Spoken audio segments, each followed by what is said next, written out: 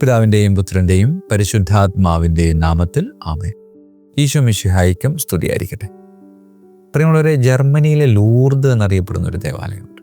ജർമ്മനിയിലെ ആൽത്യോട്ടിങ് എന്ന് പറയുന്ന ഒരു സ്ഥലത്ത് നിലനിൽക്കുന്ന പരിശുദ്ധ അമ്മയുടെ ഒരു തീർത്ഥാടന കേന്ദ്രമാണ്.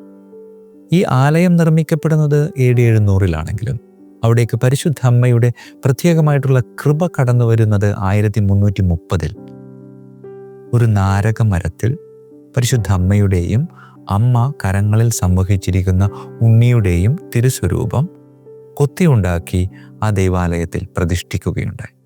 66 സെൻറ്റിമീറ്റർ മാത്രം ഉയരമുള്ള ആ സുന്ദരമായ ശില്പം അവിടെ സ്ഥാപിച്ചതിൽ പിന്നെ ഒരുപാട് ആളുകൾ അവിടേക്ക് തീർത്ഥാടകരായിട്ട് വരാൻ തുടങ്ങി. പക്ഷേ അത് ലോകപ്രസിദ്ധി ആർജിച്ച തീർത്ഥാടന കേന്ദ്രമായിട്ട് മാറിയതിൻ്റെ പിന്നിൽ വലിയൊരു സംഭവമുണ്ട്.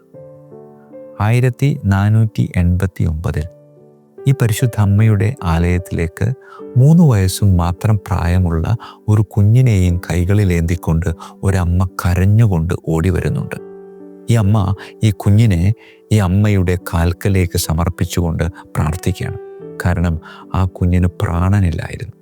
തൊട്ടടുത്തുണ്ടായിരുന്ന ഒരു അരുവിയിലേക്ക് ഈ കുഞ്ഞ് വീഴുകയും ആ കുഞ്ഞിനെ അവിടെ നിന്ന് പൊക്കിയെടുക്കാൻ താമസം വരികയും അങ്ങനെ മരവിച്ച കുഞ്ഞിനെയാണ് പിന്നെ ഈ അമ്മയ്ക്ക് ആ വെള്ളത്തിൽ നിന്ന് കിട്ടുന്നത്.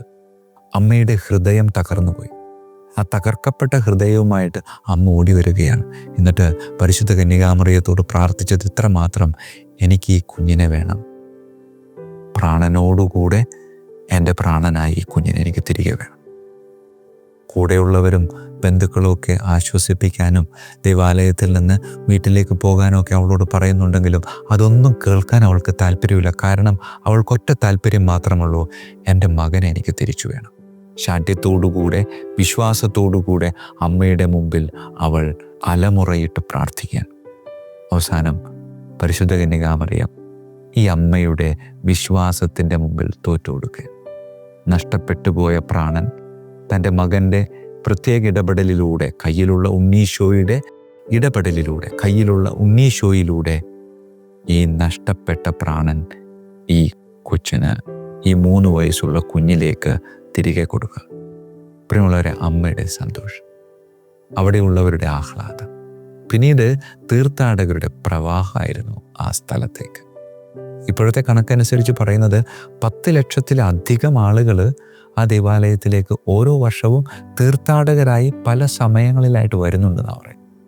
സോഷ്യൽ മീഡിയയിലൊക്കെ ശ്രദ്ധയാകർഷിച്ച ഒരു കാര്യമാണ് ഈ കഴിഞ്ഞ ഓഗസ്റ്റ് മാസം 2025 ഓഗസ്റ്റ് മാസം ആദ്യ ആഴ്ച അമേരിക്കയിൽ നിന്ന് ഏതാണ്ട് 7000-ഓളം പേര് ഒരുമിച്ച് ഈ ജർമ്മനിയിലെ ലൂർദ് എന്നറിയപ്പെടുന്ന ആൽത്തോട്ടിങ് എന്ന സ്ഥലത്തേക്ക് തീർത്ഥാടകരായിട്ട് വരികയാണ്.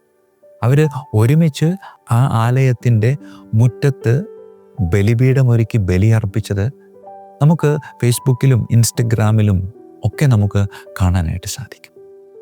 പ്രിയമുള്ളവരെ, പരിശുദ്ധ അമ്മ ശക്തമായ സാന്നിധ്യമായി എന്നും ഇന്നും എപ്പോഴും നമ്മുടെ കൂടെ ഉണ്ടായിരിക്കും എന്നൊരു ഉറപ്പാണ് ഈ ജർമ്മനിയിലെ ലൂർദ് എന്നറിയപ്പെടുന്ന ആൽത്തോട്ടിങ്ങിലെ അമ്മ നമ്മളോട് സംസാരിക്കുന്നത്. പ്രിയമുള്ളവരെ, ഈ കുഞ്ഞു ദേവാലയത്തിന്, ഈ ദേവാലയം വളരെ ചെറുതാണ്, പക്ഷേ ഇപ്പോൾ അതിന് തൊട്ടടുത്ത് അന്നപുണ്യവതിയുടെ വലിയൊരു ബസലിക്ക സ്ഥാപിച്ചിട്ടുണ്ട്. എങ്കിലും ആ പഴയ ആലയം അങ്ങനെ തന്നെ സൂക്ഷിക്കുക. ആ ആലയത്തിൻ്റെ ഒരു പ്രത്യേകത എന്ന് പറയുന്നത് 8 കോണുകളുണ്ട്.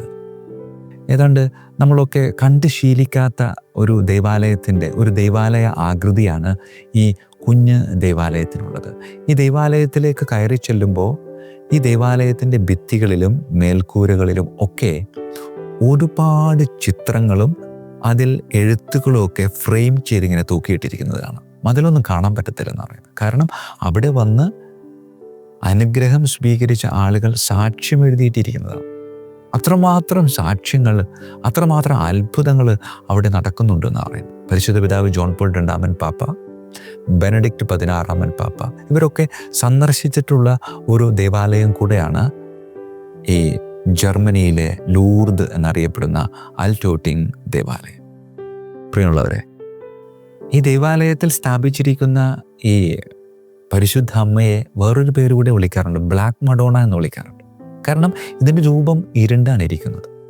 സ്ഥാപിച്ചപ്പോൾ ഇരുണ്ടതായിരുന്നില്ല, അവിടെ കത്തിച്ചു വെച്ച മെഴുകുതിരികളുടെ പുകയും കരിയും ഒക്കെ അടിച്ച് ഈ അമ്മയുടെ തിരുസ്വരൂപം കറുത്തതായി പോയെന്നും ആ കറുപ്പ് സുന്ദരമായിട്ടുള്ളൊരു കറുപ്പായിട്ട് മാറിയെന്നും അങ്ങനെ ആ കറുപ്പിൽ നിന്ന് അവർ വേറൊരു കളറ് കൊടുത്ത് അതിനെ മനോഹരമാക്കാൻ പരിശ്രമിച്ചില്ല, മറിച്ച് ആ കറുപ്പിലെ മനോഹാരിത അത് വളരെ സുന്ദരമാണ്.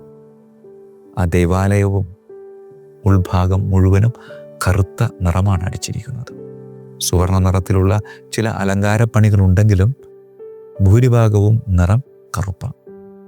പ്രിയമുള്ളവരെ, ഈ ബ്ലാക്ക് മഡോണ നഷ്ടപ്പെട്ടുപോയ കുഞ്ഞിന് പ്രാണൻ നൽകി അമ്മയെ വലിയ ദുഃഖത്തിൽ നിന്ന് കൈപിടിച്ചുയർത്തിയ ഈ പരിശുദ്ധ കന്യകാമറിയം നമ്മോടൊക്കെ പറയുന്നൊരു കാര്യമുണ്ട്. നിന്റെ ജീവിതത്തിൽ മരണതുല്യമായ പല ദുരനുഭവങ്ങളും നിനക്കുണ്ടാകും. ആ സമയത്തൊക്കെ നിന്റെ കൂടെ നിലനിൽക്കുന്ന എൻ്റെയും എൻ്റെ കയ്യിലുള്ള പൊന്നോമന മകനായ ഈശോയുടെയും സാന്നിധ്യം തിരിച്ചറിയാനായിട്ട് സാധിച്ചാൽ നിനക്കും വലിയ അത്ഭുതങ്ങൾക്ക് സാക്ഷ്യം വഹിക്കാനായിട്ട് സാധിക്കും. അതേ പ്രിയമുള്ളവരെ, പലപ്പോഴും നമ്മുടെയൊക്കെ ജീവിതത്തിലും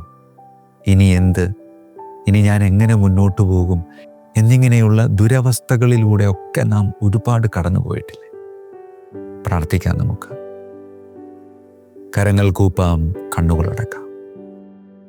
കാരുണ്യവാനായ കർത്താവേ, മരണകരമായ വേദനകളിലൂടെയും അവസ്ഥകളിലൂടെയും ഒക്കെ പലപ്പോഴും കടന്നു പോയിട്ടുള്ളവരാണ് നമ്മൾ ഓരോരുത്തരും. ചിലപ്പോൾ ഇപ്പോൾ അങ്ങനെയുള്ള അവസ്ഥയിലൂടെ കടന്നു പോകുന്നവരാകാം.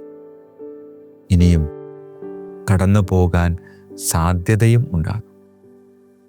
പ്രാർത്ഥിക്കാൻ നമുക്ക്.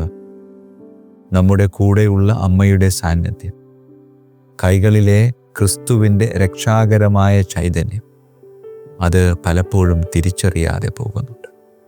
കാരുണ്യവാനായ കർത്താവെ, എൻ്റെ കൂടെ നിൽക്കുന്ന ദൈവീക സാന്നിധ്യത്തെ തിരിച്ചറിഞ്ഞ് എല്ലാ പ്രതിസന്ധികളിലും ബുദ്ധിമുട്ടുകളിലും അങ്ങയെ മുറുകെ പിടിച്ച് അവയൊക്കെ ധൈര്യസമേതം തരണം ചെയ്ത് മുന്നോട്ട് പോകുവാൻ ഞങ്ങളെ ഓരോരുത്തരെയും അനുഗ്രഹിക്കണമേ.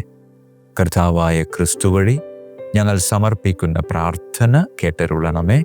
ആമേൻ. ഈശോ മിശിഹായ്ക്കും സ്തുതിയായിരിക്കട്ടെ.